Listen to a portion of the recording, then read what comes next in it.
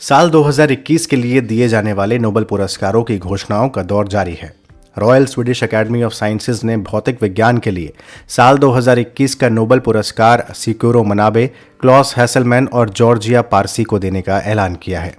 इन्हें ये पुरस्कार जटिल भौतिक प्रणालियों को समझने में अपने महत्वपूर्ण योगदान के लिए दिया जा रहा है। सिक्योरो मनाबे और क्लॉस हैसलमैन ने धरती की जलवायु का फिजिकल मॉडल तैयार किया, जिससे इसमें होने वाले बदलावों पर सटीकता से नज़र रखी जा सकती है और ग्लोबल वार्मिंग का अनुमान लगाया जा सकता है। यानी मनाबे और हैसलमैन के काम की वजह से धरती के जलवायु के ऐसे कंप्यूटर मॉडल बने जिनसे ग्लोबल वार्मिंग के प्रभाव की भविष्यवाणी संभव हो सकी। सिक्योरो मनाबे 90 साल के हैं और उन्होंने बताया कि कैसे वायुमंडल में कार्बन डाइऑक्साइड का स्तर बढ़ने से पृथ्वी की सतह का तापमान बढ़ सकता है। उन्होंने 1960 के दशक में इस मॉडल को बनाने के प्रयास का नेतृत्व किया था।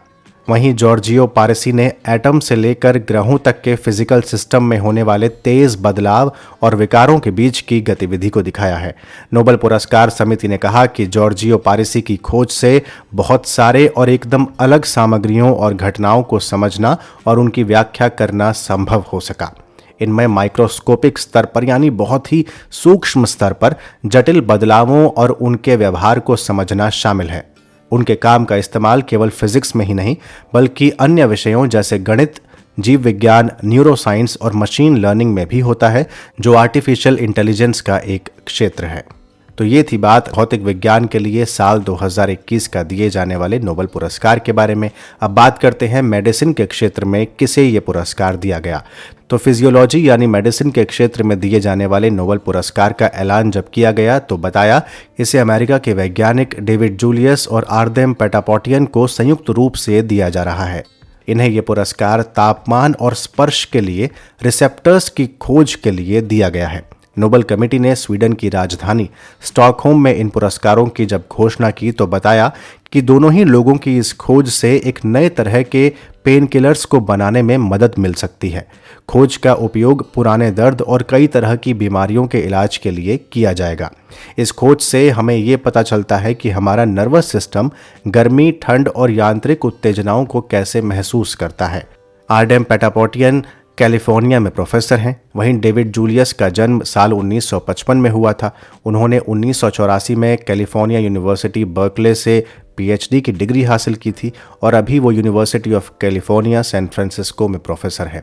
वो न्यूयॉर्क की कोलंबिया यूनिवर्सिटी में भी काम कर चुके हैं। तो जूलियन ने अपनी रिसर्च के लिए मिर्च की जलन के स्रोत केमिकल कैप्साइन का प्रयोग किया। उन्होंने कैप्साइन पर प्रतिक्रिया देने वाले खास किस्म के रिसेप्टर्स का पता लगाया। इसके बाद कई और चीजें सामने आईं और आर्देम पेटापोटियन के प्रयोगों के जरिए एक अलग किस्म के रिसेप्टर्स का पता लगा जो यांत्रिकी बल या स्पर्श के जरिए जाग जाता है। तो ये थी जानकारी मेडिसिन के क्षेत्र में दिए जाने वाले साल 2021 के नोबेल पुरस्कार के बारे में। वैसे जहां तक बात नोबेल की है तो इसकी शुरुआत नोबेल फाउंडेशन की ओर से साल 1901 में की गई थी। ये पुरस्कार स्वीडन के वैज्ञानिक अल्फ्रेड नोबेल की याद में शांति, साहित्य, भौतिकी, रसायन, चिकित्सा विज्ञान और अर्थशास्त्र के क्षेत्र में दिया जाता है। और अब इस वीडियो पर आधारित एक आसान सा सवाल। वर्ष 2021 के लिए भौतिकी का नोबेल पुरस्कार किन्हें दिए जाने की घोषणा की गई है?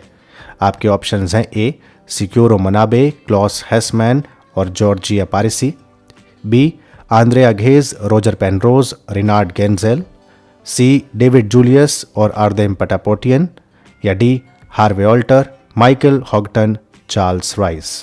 आप अपने उत्तर हमें कमेंट बॉक्स में दे सकते हैं।